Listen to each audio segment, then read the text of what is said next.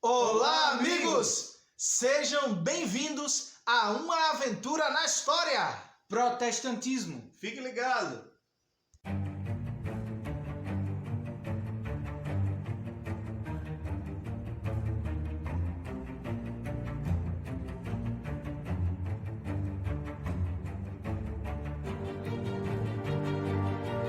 Desde os primeiros habitantes da Terra, Deus deu a eles a liberdade de escolherem os seus próprios caminhos. De lá para cá, surgiram dois povos na era da história. Os que decidiram seguir a palavra de Deus e os que decidiram seguir as suas inclinações e tradições.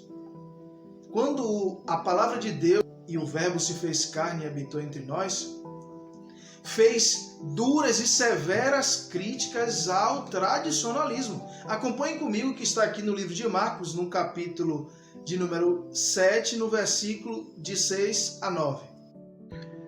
E ele, respondendo, disse-lhes: Bem profetizou Isaías acerca de vós, hipócritas, como está escrito: Este povo honra-me com os lábios, mas o seu coração está longe de mim.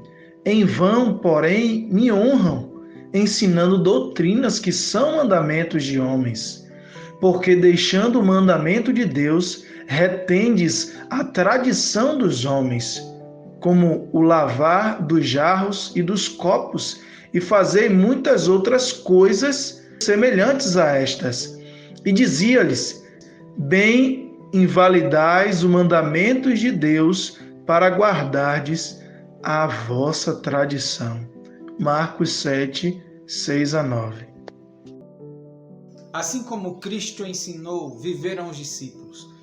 Pedro ele cita em Atos 5:29 que antes importa obedecer a Deus que aos homens. E essa era a vida dos discípulos, viver para Cristo e para a sua palavra. A Bíblia ela está repleta de exemplos de pessoas que deram a sua vida até o fim por causa da palavra do Senhor. Nós encontramos ali Estevão, que foi o primeiro mártir, ele que foi morto pelos judeus, porque não deram ouvido à voz de Deus, da palavra do Senhor, pois eles seguiam tradições de homens. Nós encontramos também Pedro e Paulo, que foram mortos em Roma, e assim os discípulos, muitos, foram martirizados, foram mortos, e isso se prolongou por muito tempo. Tertuliano, um escritor do segundo século, fala que o sangue dos mártires era semente para a igreja, para os cristãos. E nós encontramos também a palavra de Deus em Apocalipse capítulo 2, verso 10, que diz o seguinte: Não temas as coisas que tens de sofrer. Eis que o diabo está para lançar em prisão alguns dentre vós, para ser dispostos à prova, e tereis tribulação de 10 dias. Ser fiel até a morte, e dar-te-ei a coroa da vida. Essa é uma profecia que aponta para a igreja de Esmirna, um período do ano 100 ao ano 313. E aqui, esses 10 dias, eles são mencionados de forma profética, no princípio de ano. E aí, do ano 303 a 313, a igreja sofreu a sua última e mais difícil prova, de forma mais dura. E com a morte dos discípulos e daqueles que estavam mais próximos a eles, a história mostrou que aquilo que não tinha sido ganho através da força e por violência corria um sério risco de ser ganho agora por meio do engano.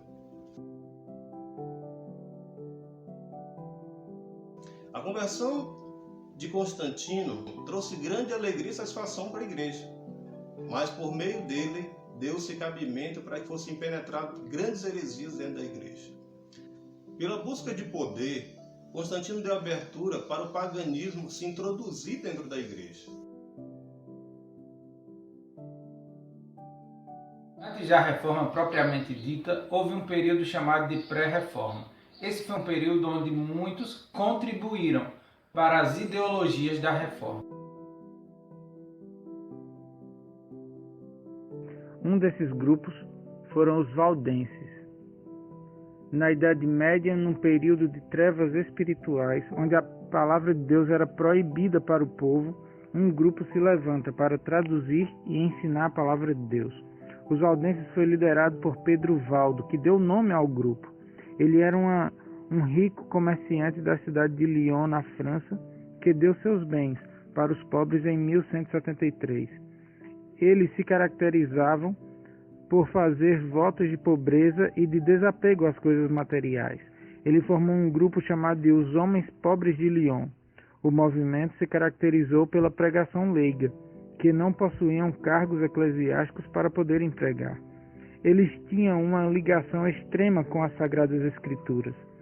Em 1215, o Papa Lúcio III excomungou Pedro Valdo e declarou o movimento como herético e sujeito a perseguições. Eles foram perseguidos e, por isso, fugiram para os Alpes, para as montanhas entre a Itália e a França, e lá organizaram escolas e igrejas que ficavam escondidos ali para louvar e engrandecer o nome de Deus. Eles organizaram vários pregadores secretos, itinerantes, que iam de cidade em cidade, em pequenos grupos, para pregarem a palavra. Eles também memorizavam livros da Bíblia, ficavam camuflados como comerciantes nas universidades e levavam nas roupas partes da palavra de Deus para compartilhar com aqueles que estavam de coração aberto. E assim, a mensagem de Deus ela foi proclamada nesse momento de trevas espirituais. John Wycliffe, um dos estudiosos, defende seu nascimento em 1324.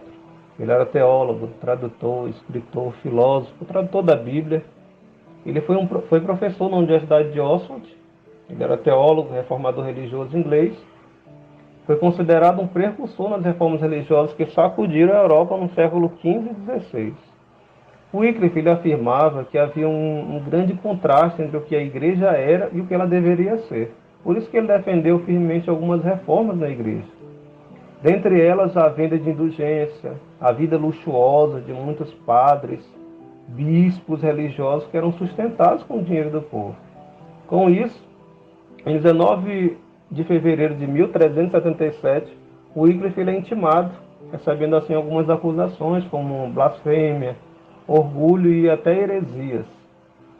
Wycliffe entendia que o cristão não precisa de Roma ou Avinhão, pois Deus está em toda parte. E ele até chegava a dizer, o nosso Papa é Cristo. Em sua opinião, a igreja poderia continuar mesmo sem a existência de um líder visível. Mas ele defendia bem que a Bíblia deveria ser a base e a doutrina da igreja.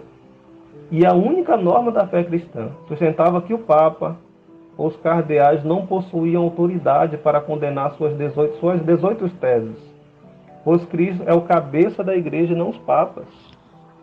Em uma citação do livro O Grande Conflito, a autora cita assim, Wycliffe viveu a fim de colocar nas mãos de seus compatriotas a mais poderosa de todas as armas contra Roma, isto é, a Bíblia, o meio do céu para libertar, esclarecer e evangelizar o povo.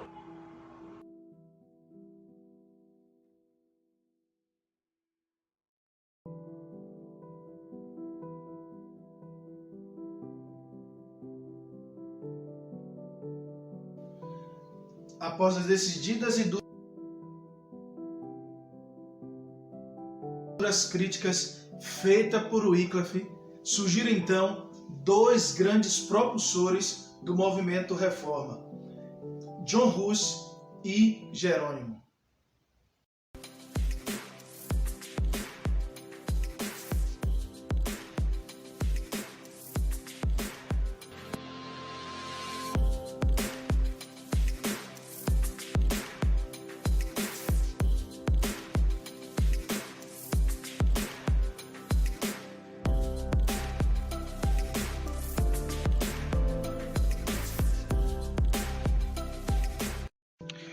No século IX, a Bíblia já achava-se traduzida e o culto público era celebrado na língua do povo, na Boêmia. Mas o Papa Gregório VII intentava escravizar o povo e uma bula foi expedida proibindo que o culto público fosse dirigido na língua boêmia. Ele simplesmente declarava: agradável é ao Onipotente que seu culto fosse celebrado em língua desconhecida. Mas o céu havia providenciado meios para a preservação da igreja.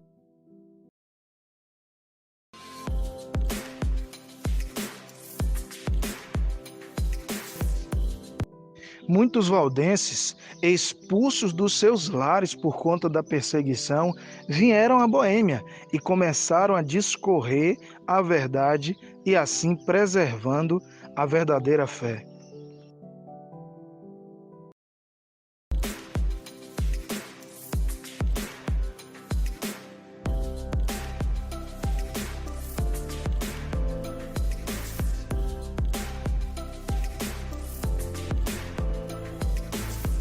John Hus era de humilde nascimento e cedo ficou órfão pela morte do seu pai. Entretanto, sua mãe era muito piedosa e considerava que a educação e o temor a Deus eram as coisas mais valiosas que eles tinham. Procurou assegurar esta herança ao seu filho. Hus estudou na escola da província, passando depois para a Universidade de Praga, onde teve admissão como estudante carente. Hus então se destaca pelo seu rápido progresso. Depois de concluir o curso superior, ingressou no sacerdócio, atingindo rapidamente a eminência. Foi logo chamado à corte do rei. Tornou-se também professor e, mais tarde, reitor da universidade.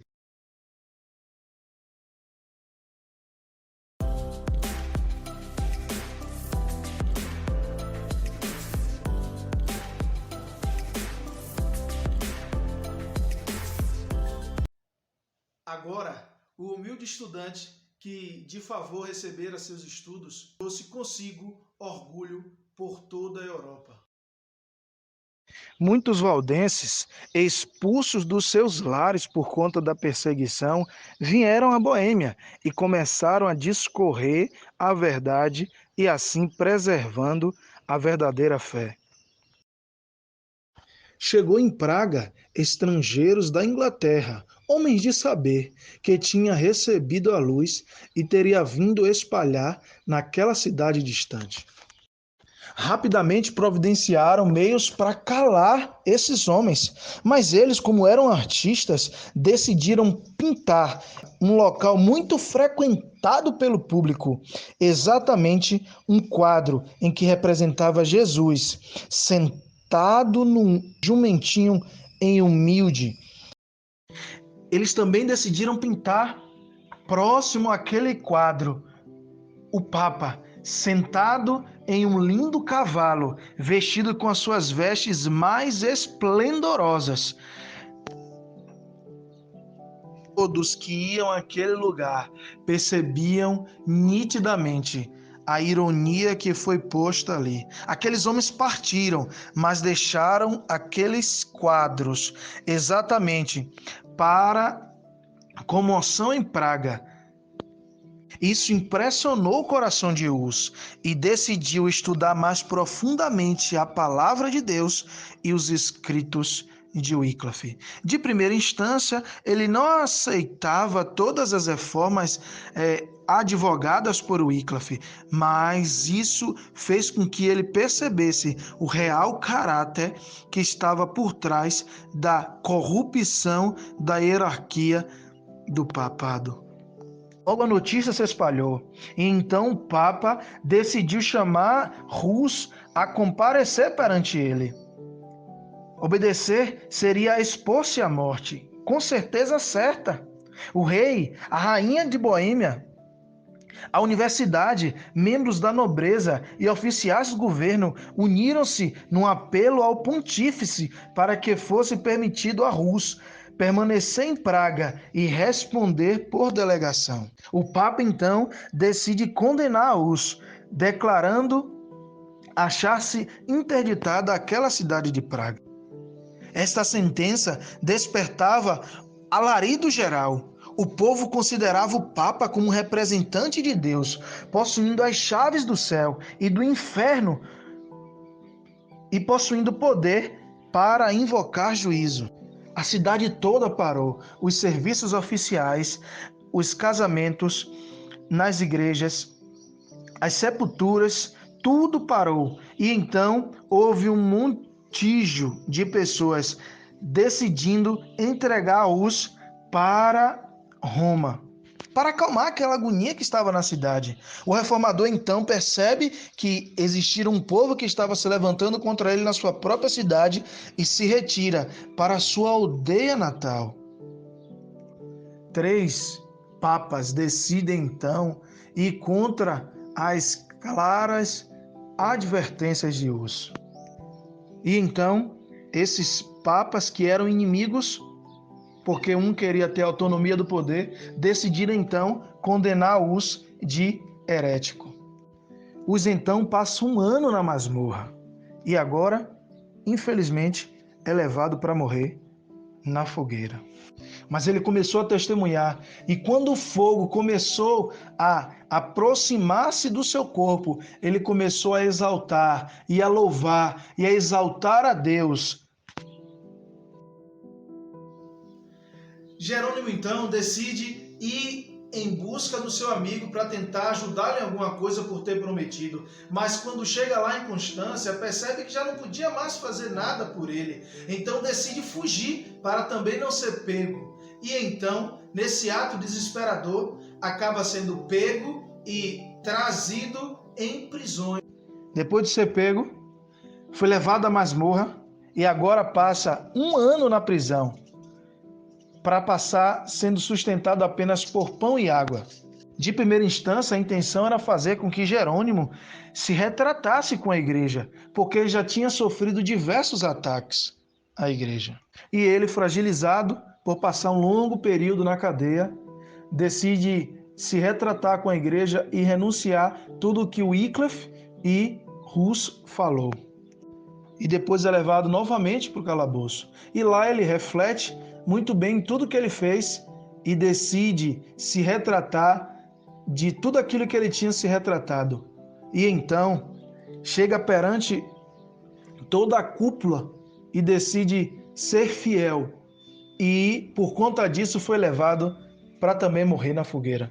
E lá, quando estavam colocando fogo por trás dele, ele disse: não coloque por trás, coloque pela frente, porque se eu tivesse medo de morrer, eu não estaria aqui.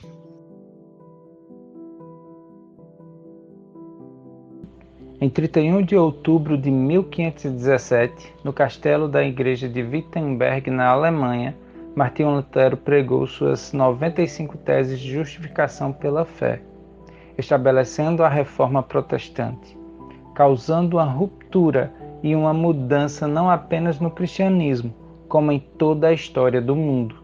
Martinho Lutero foi o grande ícone da reforma protestante. Ele era um monge agostiniano que se tornou padre e professor de teologia. Lutero vivia em busca de paz com Deus e insatisfeito com a igreja pelas vendas de indulgências, e depois de ter ido a Roma, percebeu que a igreja estava em trevas espirituais. Sua vontade era reformar a igreja, e quando tudo parecia perdido, um homem lê à luz de velas: o justo viverá pela fé, como diz Romanos 1,17.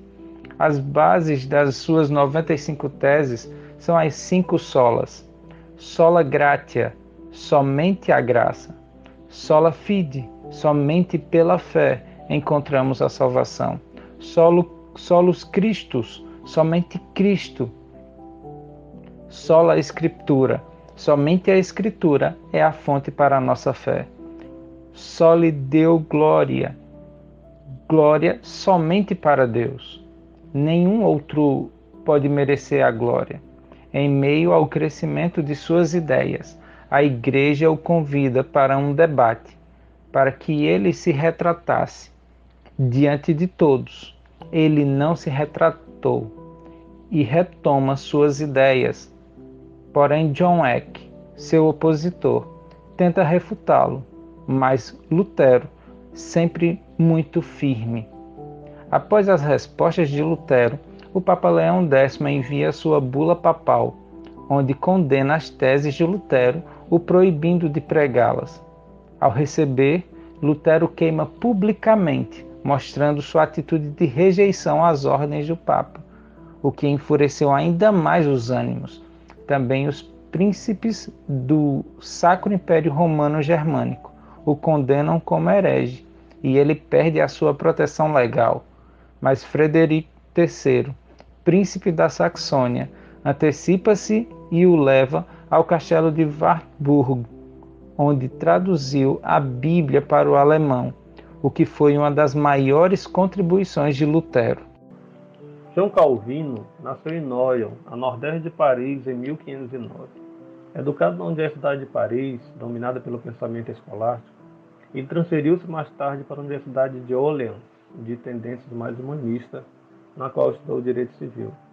Embora a princípio se inclinasse para a carreira acadêmica, passou por experiências de conversão por volta dos 25 anos de idade, que o levou-se a tornar-se cada vez mais ligado aos movimentos de reforma em Paris.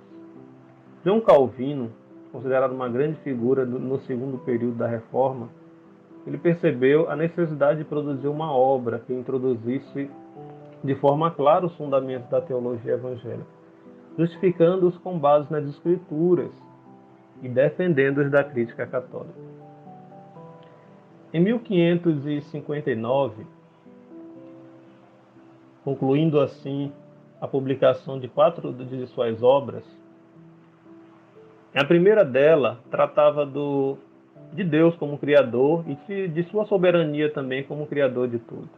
O segundo tratava da necessidade da salvação do ser humano e de como alcançar a redenção por meio de Cristo, Cristo como mediador. O terceiro livro tratava da maneira pela qual o ser humano se apropriaria dessa redenção. E o quarto livro tratava da igreja e de seu relacionamento com a sociedade. O autor Alistair cita o seguinte: embora com frequência insinua-se que a predestinação ocupe lugar central no sistema desenvolvido por João Calvino, isso não corresponde com a verdade. O único princípio que parece nortear a forma como ele organizou seu sistema teológico é, por um lado, a preocupação fiel às Escrituras. Zwinglio nasceu no dia 1º de janeiro de 1484, apenas 2 meses após o nascimento de Lutero, a nordeste da Suíça. Após frequentar uma escola latina em Berna, ingressou na Universidade de Viena. Em seguida, estudou na Universidade de Basileia, na qual foi influenciado pelo estudo bíblico de alguns mestres e formou um ciclo de amigos. Após obter o grau de mestre em 1506, foi ordenado ao sacerdócio e tornou-se pároco na cidade de Glarus. Sua experiência como capelão de mercenário suíço na Inglaterra o levaram a opor-se a esse sistema. Tal fato contribuiu para a sua transferência em 1516 e 2 anos após isso foi transferido para Zurique, onde se tornou sacerdote da principal igreja da cidade. Tendo lido recentemente a tradução do Novo Testamento, começou em 1519 a pregar uma série de sermões bíblicos que causaram grande impacto. A partir dessa época, defendeu um grande programa de reformas em cooperação com os magistrados civis. Suas ideias sobre o culto público e os sacramentos representam uma ruptura mais radical com as antigas tradições do que fez o movimento luterano. No ano de 1522 foi decisivo para Zwinglio, pois ele protestou contra o jejum da quaresma, o celibato clerical. Casou-se secretamente, escreveu o seu testemunho de fé, renunciou ao sacerdócio, sendo contratado pelo Concílio Municipal como pastor evangélico. 2 anos após esse fato, levou a uma progressiva implantação da reforma em Zurique, culminando com a substituição da missa pela ceia do Senhor em 1525. Os últimos dias da sua vida foram marcantes. Ele defendeu a luta contra o Império Alemão e também contra os católicos na Suíça, fez aliança com os protestantes alemãos, Em outubro de 1531, quando acompanhava as tropas protestantes na Segunda Batalha de Kappel, Zwinglio foi morto em combate. Segundo o artigo publicado pela Universidade Presbiteriana Mackenzie, diz que as últimas palavras dele foram: "Eles podem matar o meu corpo, mas não minha alma." Em meio à reforma, nós encontramos outros movimentos. Um deles foi o dos anabatistas, que inicialmente tiveram seu movimento na Suíça, porém, pela perseguição tanto de católicos como de protestantes, eles mudaram tanto para o sul da Alemanha como da Holanda. Eles diferenciavam dos outros grupos Zwinglio, de Calvino e de Lutero por não concordar com o batismo infantil. Na sua ênfase, o seu pensamento era que uma pessoa, para fazer parte de uma comunidade cristã, ela tinha que tomar uma decisão consciente e então ser batizada. A Bíblia deve ser obedecida como a vontade de Deus, era o pensamento deles. E eles tiveram como grande pensador Menno Simons. Outro movimento importante na reforma foi a reforma anglicana. Ela se deu na Inglaterra. Ela foi promulgada por Henrique VIII, rei da Inglaterra, em 1534. Ele usa como pretexto a recusa do Papa em aceitar seu divórcio com a rainha espanhola Catarina de Aragão. Henrique rompe com a Igreja Católica e cria o anglicanismo. Ele é reconhecido como chefe supremo da Igreja na Inglaterra, e o anglicanismo resultou da combinação das ideias católicas, luteranas e calvinistas. Eles colocam como instinto o culto aos santos. A Bíblia passa a ser a fonte de fé, e a salvação humana se dá pela predestinação. Várias contribuições sociais, eu queria grifar a questão da educação, que após alguns anos de defesa ao protestantismo, a evangelização foi um meio de alcançar muitas pessoas, inclusive vários países foram alcançados por meio de infiltração de alguns métodos evangelísticos, e um deles foi a educação. Outra contribuição que a reforma trouxe foi exatamente na economia, porque o acúmulo de riquezas e bens era condenado pela igreja. E é interessante notar que, por conta disso, a sua salvação estaria em risco. Entretanto, por outro lado, a igreja mantinha um grande patrimônio econômico e institucional. Com isso, a reforma veio romper de uma vez por todas com esse modelo, porque a salvação é pela graça e não pelas obras. E assim, houve um abalo na manipulação que a igreja exercia. É interessante notar que os reformadores focavam especificamente na economia e no trabalho. Automaticamente, isso influenciou de forma direta, pois começaram a se gerar melhores trabalhos, pessoas com melhor qualidade de vida e, principalmente, pessoas com maior poder aquisitivo para manter a sua vida. O protestantismo é uma das três principais divisões do cristianismo, junto com o catolicismo e a ortodoxia. A reforma resultou em muitos grupos religiosos. Talvez seja quase impossível citar todos eles, mas vou citar o nome de algumas e as principais ramificações, e também de acordo com seus reformadores. Do luterianismo surgiu aí as igrejas luteranas pelo mundo. Do calvinismo surgiu também as igrejas reformadas e as igrejas presbiterianas. E do anglicanismo surgiram as igrejas anglicanas. Da reforma radical na Batista surgiram aí os menonitas e os batistas, São milhares de denominações pelo mundo.